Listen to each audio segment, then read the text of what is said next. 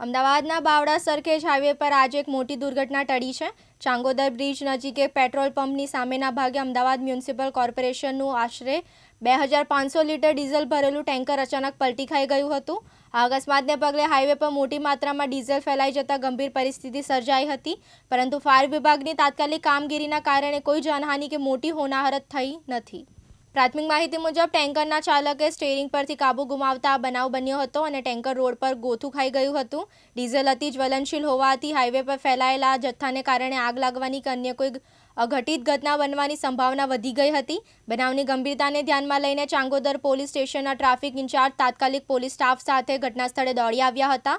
તેમણે તરત જ ફાયર વિભાગનો સંપર્ક કર્યો હતો। ફાયર ટીમો પહોંચ્યા બાદ સૌપ્રથમ 2 ક્રેનની મદદથી પલટી ગયેલા ટેન્કરને સીધું કરીને રસ્તા પરથી સુરક્ષિત રીતે દૂર કરવામાં આવ્યું હતું। આ પછી રસ્તા પર ઢોળાયેલા હજારો લીટર ડીઝલના જથ્થાને સાફ કરવા માટે ફાયર વિભાગની ટીમો દ્વારા ખાસ કેમિકલ ફોર્મવાળા પાણીનો મારો ચલાવવામાં આવ્યો હતો। આ ફોર્મ ડીઝલને નિષ્ક્રિય કરી દે છે, જેનાથી આગ લાગવાનું જોખમ ટળી જાય છે।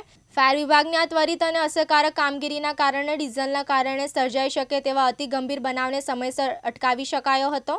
પોલીસે અકસ્માતના કયા કારણોસર સર્જાયો તે અંગે વધુ તપાસ હાથ ધરી છે અને ટેન્કર ચાલક સામે જરૂરી કાયદાકીય કાર્યવાહી કરવામાં આવી રહી છે। ટ્રાફિક ક્લિયર થયા બાદ રોડ ફરીથી વાહન વ્યવહાર માટે ખુલ્લો મૂકવામાં આવ્યો હતો। ગોહિલ સોહિલ, દિવ્યાંગ ન્યૂઝ, બાવળા, અમદાવાદ।